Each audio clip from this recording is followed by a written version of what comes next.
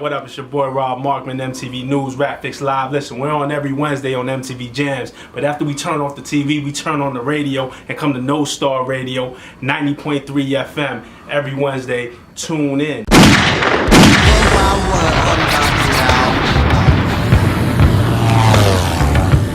Call me king cause I'm that dude.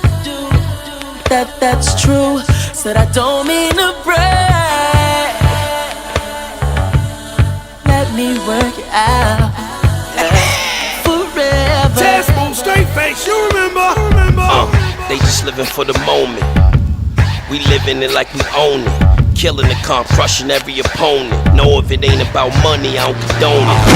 Rob Markman in studio. That NOESTARR radio feeling, man. Welcome to the show, brother. What up? Yes. NOESTARR, what's good, man? Welcome to the show, Rob. How we feeling, man? Oh, man, I'm feeling great, man. I'm sitting here. We up in Harlem, man. It's beautiful right now. I'm a Brooklyn cat, so I don't make it up here too often. Anytime I get to come up here, Special. you know, it's like second home, man. It's good. Second home. Rob Markman is here in the building, in studio, and of course, man, sitting right next to the big homie, the remix king himself, the big dog Pitbull. I gotta give it up for the homie DJ Ted Smooth. Yeah. It's cracking. You know, back in the day before the DATs were shipped overseas and shipped across the country, I mean, people were in studio for the full session, right, Ted? Right, Mark? Yeah. I mean, you had to be. There was no other way to do it, man. Yeah, you know? yeah, dudes, that whole flying, you know. I learned something the other day that's amazing about that SSL board, that you can, it's like something you can, the music, you can talk to each other through the board. I never knew that. Technology. I didn't know that. You just put me on to something. Yeah, you could talk through the board. I was in a session with Busta, and he was telling me, he always talks about the session with Diddy with the jump. Right. How hard it was for Diddy to get in. And he was a man, and they talking to the board, and I was like, what you mean? He was like, yeah, you can talk through the board. Of course, I had to confirm it with my engineer, but it's true. True, man. Speaking about Diddy, I mean, you did do the Hello, Good Morning official remix. Oh, man. You know, the guy Diddy's voice came over your record and said, you know, if you don't have a remix by Ted Smooth, it's not an official remix. Now, that just crowns you, man. I mean, Ted.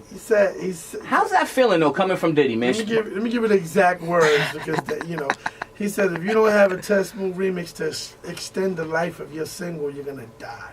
So I just wanted to get a drop. I was like, yo, just give me a drop, whatever.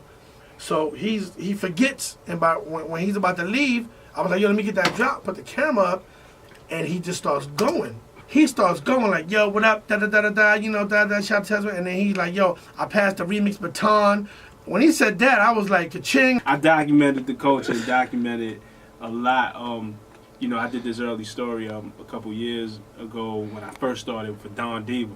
So this is how I got this is before XXL, this is before The Source, this is before Vibe, this is before MTV, it was Don Diva. And it was a whole issue that they did dedicated to DJing.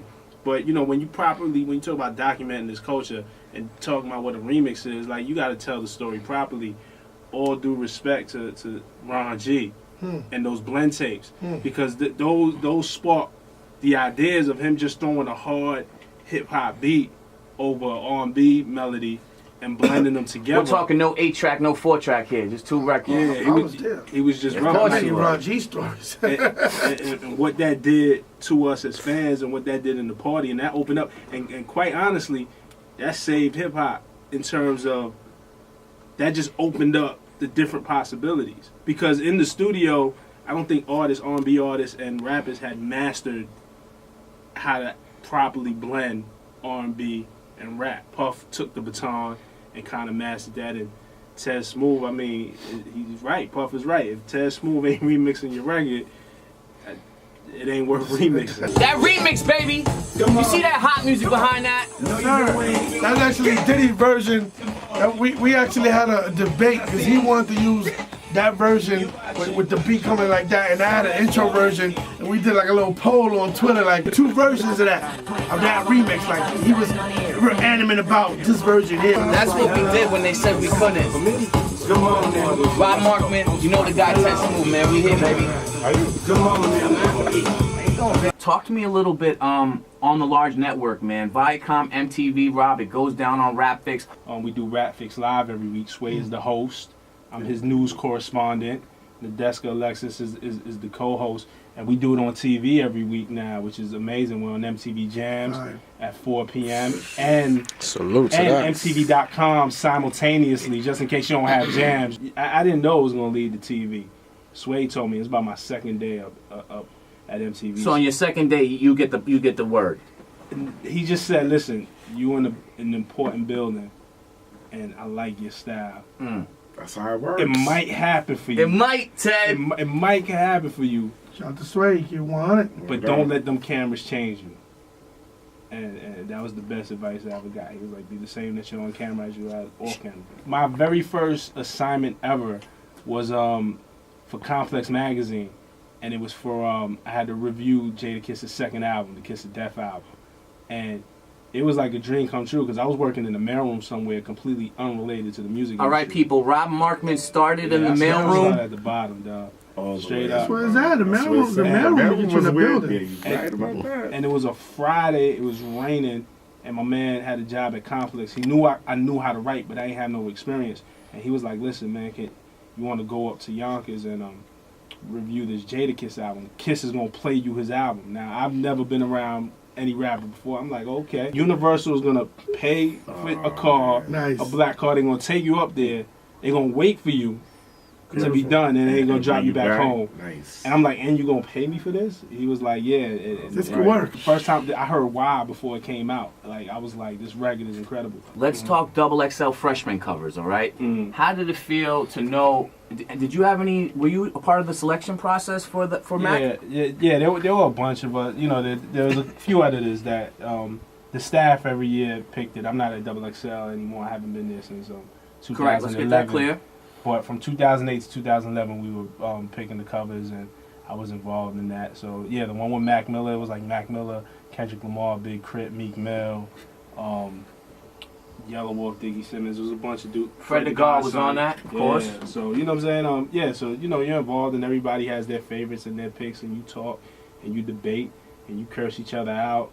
And you get mad at each other. How was that photo shoot, man? Kind of heavy for the photo shoots? Yeah, it was cool. The photo shoot is heavy because every rapper comes through and they bring their entourages and their rhyme, and you see who gets along with who. You see who really don't like who. And Kendrick was there, but nobody really knew Kendrick yet, and he was just there with J-Rock because J-Rock was his man. And that was your first time meeting Kendrick, right? And that was my first time meeting Kendrick, and I think it was a little hard at that moment. And me and Kendrick still speak about this. I think it was a little hard at that moment for Kendrick to see because he gets busy and he knows he gets busy. But nobody knows who he is yet. So it was kind of hard for him to see all these other MCs getting shine. Big Sean was there, Wiz Khalifa, you know what I'm saying, Pill. And, you know, he kind of felt like, well, damn, like, I know I'm as nice as all these dudes. Where I'm going to get my shot? We talked about it. I was like, man, holler at me a year from now, and let's see where you at. And a year from there, he made the cover. And I remember that amongst the editor staff at XXL, like, that was a unanimous decision. And wow. You just kind of knew that dude had something special.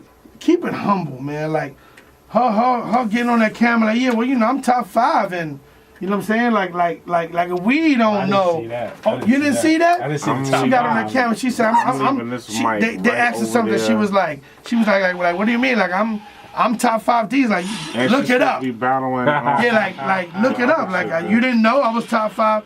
So that just is a joke. Right. It's a joke with what I feel I'm a part of building it, the culture. Like, you joking around, like, you know, ain't nobody, you know, waking up and going in your world. None of you cats came from the era of records. That's first thing first.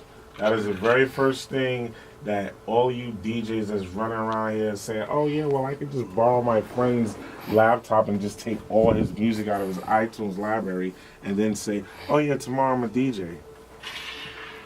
You don't know how to play those records. You would know that. You would know the records that they were just together.